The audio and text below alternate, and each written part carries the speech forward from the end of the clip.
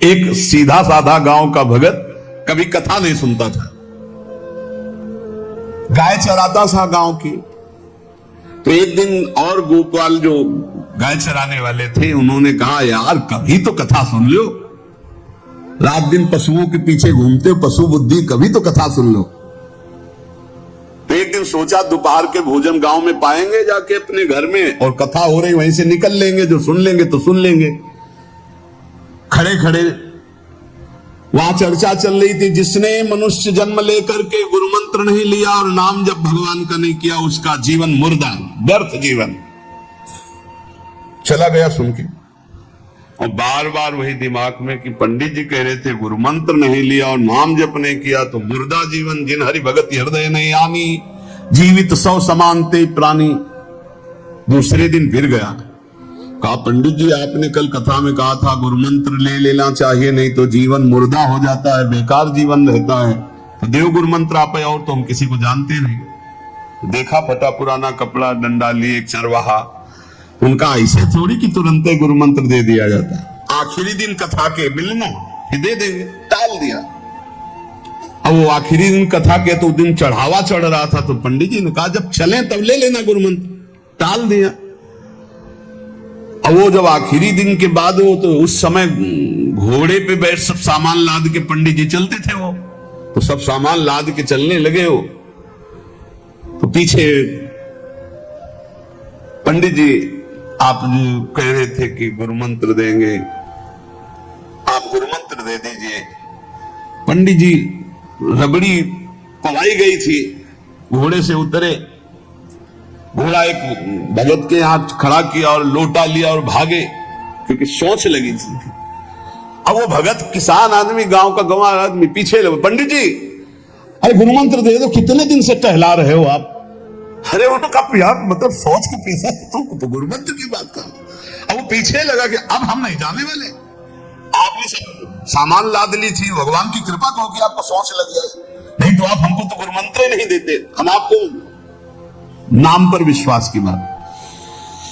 पंडित जी तो धत गपोचन, जय गुरुदेव की जय गुरु, वो दबकाए यह धत गपोचन, एकदम मूर्ख आदमी, तो सोच तो वो प्रणाम कर लिया, जय गुरुदेव, धत गपोचन, धत गपोचन। जपना न राधा न कृष्ण न राम न हरि। घर आया, बोले आज से गाय चराना बंद। बोले क्यों? बोले गुरु मंत्र मिल गया, अब हम भजन करेंगे, हमारा जीवन मुर्दा नहीं रहेगा, अब जीवन सार्थक रहेगा। अब मेहनत करने वाला आदमी, गाय चराने वाला आदमी, अब शुरू हो गया बैठ के धत गपोचन, धत गपोचन। अब इसमें न कोई भगवान नाम है, न कोई मंत्र है, न प्रणव है, न नमो नमः, कुछ नहीं। गांव के लोग, घर के लोग बोले कि यार 50 गाय चराता था, पता नहीं कौन सा हम लोगों का पाप उदय हुआ कि कह दिया कि कथा सुन लेना। अब वो गाय चराना भी छोड़ दिया, गपोचन शुरू हो गया।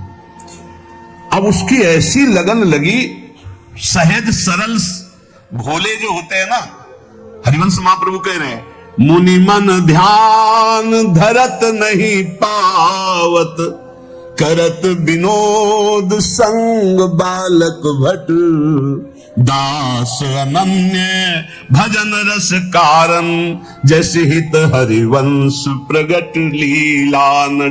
लालजू महाराज बड़े बड़े मुनियों के ध्यान में नहीं आने वाले, बड़े विनोदी। रुक्मिणी जी से कहा तैयार हो, भगत के दर्शन करने चलना है। रुक्मिणी जी ने कहा बहुत दिनों बाद आज आपको किसी भक्ति की याद आई, प्रभु जरूर कोई महाभागवत होगा, हम चलते हैं। बोले बहुत विचित्र महाभागवत, चले साधारण वेश में चलना। जब गांव में गए, उस भगवान तो सर्वज्ञ ही है, उसके घर के दरवाजे में बैठ गए और रुक्मिणी जी से कहा कि पहले तुम मिल के आओ भगत के, फिर हम मिलेंगे। रुक्मिणी जी ने कहा हाँ ये उत्तम बात है, पहले हम उनको दर्शन दे के दर्शन करके आते हैं। आंख मूंदे ऐसे, न खाना न पीना, धत गपोचन। रुक्मिणी जी ने कहा ये कौन सा नाम भगवान का, न विष्णु शास्त्र नाम में है, न गोपाल शास्त्र नाम में है, और कहीं हमने पढ़ा नहीं, ये कौन सा भजन कर रहा है? किसका भजन कर रहे हो? चुप रख, किसका भजन कर? 2-3 बार तो गुस्सा के आंख खोला, देखा कोई स्थित, बोले तुम्हारे खसम का भजन कर रहे हैं, और किसका कर रहे हैं? वो रुक्मिणी जी आ गई, बोले बहुत जानकार भगत है। प्रभु द्वारिकाधीश से कहा, बहुत जानकार भगत है। बोले क्यों? बोले हमने कहा कि किसका भजन कर रहे हो, देखो हम इतना छुप के गई थी लेकिन वो पहचान गए, कह रहे तुम्हारे कसम का भजन कर रहे थे। अब भगवान ने कहा तभी तो हम आए भगत जोड़कर। बोले प्रभु आप दर्शन बाद में करना, जाके पहले हमारा प्रश्न बता दो, प्रश्न का उत्तर दे दो कि आपके विष्णु सहस्त्र नाम, गोपाल सहस्त्र नाम, बहुत से नाम है, ये नाम तो हमने कभी नहीं सुना। भगवान ने कहा ये नाम हमको तो बहुत प्यारा है। बोले आपको कब, मतलब ये कब कैसे नाम रखा गया? बोले बहुत प्यारा है, हमारा ब्रज का रखा हुआ नाम है, ब्रज में मैया ने रखा था। कैसे रखा था? बोले एक दिन मैं माखन चोरी कर रहा था, सखा के कांधे पर खड़ा हुआ, ऊपर माट में हाथ डालकर मक्खन पूरा ऐसे खाता जाता, सखा को पवाता जाता। इतने में मैया और गोपी जन आ गई। एक कन्हैया ये क्या कर रहा है? अब हमने देखा कि फंस गए। हमने कहा कि मैया हमें बहुत भूख लगी थी और देखा कि इसमें चींटी चढ़ी हुई है, तो हम चींटी निकाल रहे थे। तो बोले चींटी कैसे निकाल रहे थे? यहां पूरा हाथ सना हुआ है तुम्हारा चींटी। बोले अरे भैया तू बावरी, जब चींटी को ऐसे निकालने करते वो अंदर चली जाती है तो खबो खबो के निकाला, इसलिए ऐसा इतना हाथ हो। बोले यहाँ मुंह में भी जब तुम्हारे मक्खन लगा, एक मक्खी बार बार उड़ रही थी तो हम ऐसे मारा तो पूरा मुंह में मक्खन लगा। मैया ने कहा धत गपोचर। बोले ये उस समय का नाम रखा हुआ है, मेरा बाल गोविंद में जब मैया ने रखा था मक्खन चोरी के समय उस। अब आप विचार करके देखो, भगवान का साक्षात्कार गुरु वचनों पर विश्वास होने पर साधारण शब्द बोला तो भगवान तो सर्वलोक महेश्वर सर्वज्ञ, उनके सब जैसे हर अक्षर में आ विराजमान है, का खा गा घा आ ऐसे ही सब अक्षरों में ब्रह्म विराजमान है। फिर राधा नाम तो स्वयं हरि जपते हैं और राधा नाम तो परम प्रेम में है, वो बड़ा गुही है। विश्वास करके जब वो धदगपोचंद जपा तो रुक्मिणी द्वारिकाधीश भगवान दर्शन देने आ गए, और तुम विश्वास करके राधा राधा जपोगे तुम्हें नहीं प्राप्त हो जाएगा? अरे यही राधा स्वयं भगवान हरि जपते हैं। इसलिए पहला जीवन का चरम लक्ष्य भगवत प्रेम, भगवत प्राप्ति। दूसरा, हमारी बुद्धि केवल विचार करे तो श्यामा श्याम के ही विषय में, किसी व्यक्ति वस्तु स्थान का अगर हमारा चिंतन हो रहा, संबंध हो रहा, तो श्यामा श्याम के संबंध से हो। जैसे गोस्वामी तुलसीदास जी कहते, नाते नेह राम के मनियत सुहद सुसेव्य जहालो। अगर ऐसा नहीं तो फिर हर वस्तु व्यक्ति स्थान में एक आसक्ति है, वो बांध लेगी, आप श्यामा श्याम तक नहीं पहुंच पाएंगे। इसलिए बुद्धि का जरूरी है प्रिया प्रीतम में स्थित होना। अगर बुद्धि ये निश्चय कर ले कि परम सुख स्वरूप श्यामा श्याम ही हमारे हैं, हम श्यामा श्याम के हैं, सुख है तो श्यामा श्याम के नाम में, रूप में, लीला में, धाम में। अभी आपने सुना आनंद का तारतम्य। तीसरा, जो गुरुदेव ने नाम दिया है इससे बढ़कर महत्व तो किसी नाम में नहीं होना चाहिए, किसी की निंदा नहीं। सब नाम हमारे प्रभु के हैं, पर हमारे लिए सर्वश्रेष्ठ नाम हो गया जो गुरु ने दिया है, जो मंत्र दिया, जो नाम दिया। एक आंतिक में आए और बोले हम कुछ 2-4-6 महीने से हम आपके शिष्य हैं, मंत्र ले लिया है। स्वप्न में एक महात्मा आए और उन्होंने हमको और मंत्र दिया है, तो अब तो हम समस्या में फंस गए कि आपका दिया गुरु मंत्र जपें या स्वप्न में कोई और महात्मा आए थे उनका दिया जपें, क्या करना चाहिए? हमने कहा तस्मात् शास्त्रम प्रमाणम। जब सप्तऋषि जी आए, स्वप्न में नहीं, सीधे साक्षात आए पार्वती जी के पास और कहा ये किसके लिए तपस्या कर रहे हो? महादेव जी के लिए। महादेव जी में क्या है, चलो हम तुम्हें भगवान नारायण को पति रूप में, भगवान विष्णु वैकुंठाधिपति, अपार वैभव, उनको। तो जो माता जी ने बात कही पार्वती मैया ने, वही बात पकड़नी है। उन्होंने कहा तजऊ न नारद कर उपदेशु, आप कहें सतबार महेशु। सप्तऋषियों, अपने गुरुदेव नारद जी के उपदेश का मैं कभी त्याग नहीं कर सकती, चाहे स्वयं इष्ट देव भगवान शंकर आकर सैकड़ों बार कहें तो भी। तजऊ न नारद कर उपदेशु, आप कहें सतबार महेशु। कोटि जन्म लगे अगर हमारी बरों संभुनता रहो कुंवारी, करोड़ जन्म लूंगी, हर बार अपने गुरुदेव के दिए हुए मंत्र का अनुष्ठान करूंगी और देवाधिदेव महादेव को पति रूप में वरण करूंगी, अन्यथा कुंवारी रहूंगी। बहुत सी कन्याएं और बहुत से वर हैं, आपको ब्याह कराने का शौक है तो आप जाइए, लेकिन मैं पर्वत से प्रकट हुई हूं, हिमालय से, मैं अडिग हूं अपने गुरुदेव के वचन में। तो यहां कह रहे चौथा, समस्त इंद्रियां भोग विलास के लिए लालायित रहती हैं, सबकी। अब इनको भोग देना भी है, बिना भोग के, बिना विषय के जीवित नहीं रह सकते।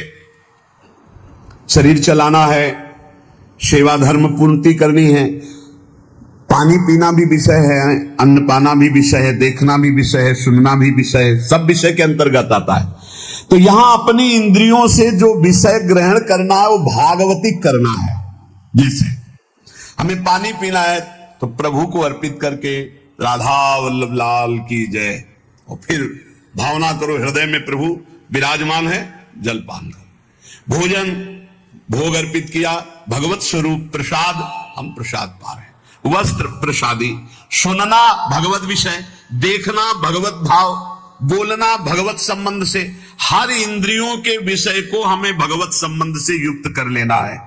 यदि भगवत प्राप्ति करनी है, भगवत प्रेम प्राप्त करना है, तो पहला चरम लक्ष्य, मुझे इसी जन्म में भगवत प्राप्ति करनी, भगवत प्रेम प्राप्त करना है। दूसरा बुद्धि का पूर्ण समर्पण अपने आराध्य देव श्यामा श्याम में। तीसरा गुरु प्रदत्त नाम रूप लीला गुण सेवा उपासना सांगोपांग गुरु प्रदत्त। चौथा, समस्त इंद्रियां भगवत संबंध से युक्त। पांचवा, जीव का चिंतन प्रत्येक क्षण पदार्थ, व्यक्ति, परिस्थिति, विचार भोगों के, क्रियाओं के, संबंधियों के, जहां जहां जाए वहां से हटाकर अपने लक्ष्य श्यामा श्याम में लगाओ, या जहां जहां जाए वहां प्रिया प्रीतम की भावना करो।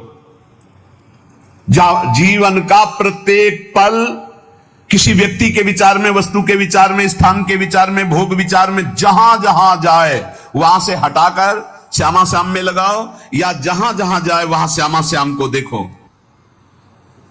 बहुत सुख मिलता है, अपार सुख मिलता है।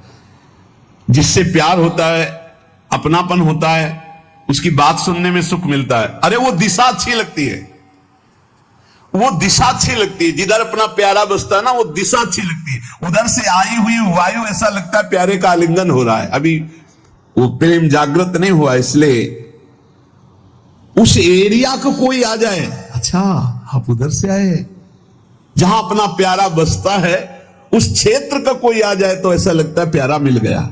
उधर की वायु आ जाए तो प्यारा है। जहां प्रीतम जी देश की प्यारी लागे पौन, जिधर प्रीतम बसते उधर से यस्या कदापि वसनांचल खेलनोत। जिधर हमारी प्यारी जो प्यारे जो, नाम में अपार सुख तब अनुभव आएगा जब आसक्ति हो जाएगी। अभी आसक्ति अन्यत्र है, नाम में आसक्ति तो है नहीं। तो एक उपासक कि मुझे नाम जपने में श्रद्धा नहीं हो रही, बिल्कुल ना हो, आप चिंता मत करो। भाव शब्द समझिए, कुभाव अनख आलसहु नाम जपत मंगल दिशि दसहु। भाव से जपो, कुभाव से जपो, मन लगे या ना लगे तुम्हें फल मिलेगा, पक्का मिलेगा, मंगल दसों दिशाओं में होगा। विश्वास करके जपो तो, और एक दिन जब स्वाद लग जाएगा तब आप भी ऐसे ही बोलोगे जैसे बड़े बड़े संत महापुरुष बोलते हैं, नाम जीवन, नाम सर्वस्व, नाम ही हमारा प्राण धन। आठवां, जीवन में राग द्वेष न रह जाए। बड़ा खतरनाक है ये राग द्वेष। अगर किसी से राग है तो बड़ा सूक्ष्म होता है राग का धागा, और वो जब हमारे ऊपर संकट आएगी, विपत्ति आएगी, या तो वो धागा दिखाई देता कि अभी वो है ना। द्रौपदी जी को पहले श्री कृष्ण याद नहीं आए, 5 महारथी पति है अतिरथी, वो याद आए, फिर भीष्मादि याद आए, फिर अपनी भुजाओं का बल, फिर दांतों का बल, और जब निर्बल तब महाबल। सुनेरी मैंने निर्बल के बल राम। महाबल प्रभु श्री कृष्ण का तब जागृत हुआ। ये राग बहुत खतरनाक है, किसी से राग ना करें। यही राग जब प्रियालाल के चरणों में अर्पित हो जाता है तो अनुराग कहलाता है। जब शरीर भोग, शरीर संबंधी, यही बहुत फंसाव वाला जन्म मरण चक्र का मूल यही राग है। और जब इसमें बाधा पड़ती तो द्वेष हो जाता है। द्वेष बहुत खतरनाक है। भजन कर रहे हैं, कई वर्ष पहले किसी ने कुछ कहा, याद आ गया और जलने लगा हृदय। उसकी पूरी सामने झांकी है, भजन कर रहे हैं प्रभु का, और झांकी है उस द्वेष जिससे हुआ है, और हृदय जलने लगा। या कभी वो सामने पड़ गया तो देखकर जल। द्वेष न होने पावे अजात शत्रु ते सदा, भक्त अजात शत्रु होता है, एक भी पूरा सृष्टि में शत्रु ना होने पावे। प्रत्येक परिस्थिति में अपने आराध्य देव के द्वारा दिया गया मंगल विधान है, ऐसा मानना। एक बार हमने सुना था, उस समय किडनी का रोग प्रकाशित नहीं हुआ था, कि असाध्य रोग भगवान की विशेष कृपा से प्राप्त होता है। तो साधन पर उस समय जोर था, तो डर लगा कि असाध्य रोग कृपा कैसे हो सकती है, ना साधन में बैठ सकते हैं, पीड़ा रहती होगी तो भजन भी नहीं हो सकता, तो ये कृपा कैसे हो सकती है असाध्य रोग। लेकिन सच्ची आपसे कहते हैं, साधना हो रही थी भगवत मार्ग में जैसा कुछ, लेकिन शरणागति में कमी थी, क्योंकि साधन पक्ष में विश्वास बहुत जोर का था। शास्त्र प्रमाणित साधन के बल से भगवत प्राप्ति पर विश्वास हमें था। कृपा शब्द का हमारा कोई परिचय नहीं था। कृपा शब्द से हमारा कोई परिचय नहीं था, पक्का समझ लीजिए। क्या कृपा शब्द, ये तो शब्द ही नहीं था, बस साधन शब्द से परिचय था। अपनी इंद्रियों को बस में करो, मन का निग्रह करो, और भगवान का निरंतर भजन करके परम पद प्राप्त करो। हर समय अपने साधन में लगे रहो। जब किडनी फेल हुई, साधन शब्द हटा, अब हाहाकार मच गया अहंकार में। अब क्या, फिर जो अहंकार शरणागत हुआ, फिर बात बन गई जो करोड़ों जन्मों की साधना से नहीं बनती, वो इस असाध्य रोग ने काम बना दिया। कह रहे हैं कि प्रत्येक परिस्थिति में पूर्ण कृपा, पूर्ण मंगल विधान देखना, ये नवा सूत्र है। जैसी भी परिस्थिति आवे, चाहे जितना विकराल रूप लेकर के आ जाए परिस्थिति, कृपा ही कृपा, कृपा ही कृपा सच्ची मानना, परिणाम में देखना बड़ा मंगल और बड़ी कृपा होगी। 10वां, प्रेम प्राप्ति के मार्ग के पथिक का जीवन बड़ा विनयमय, बड़ा विनम्र, बड़ा संयमी, सदाचारण पूर्ण, त्यागमय और शांत सुख स्वरूप प्रेमी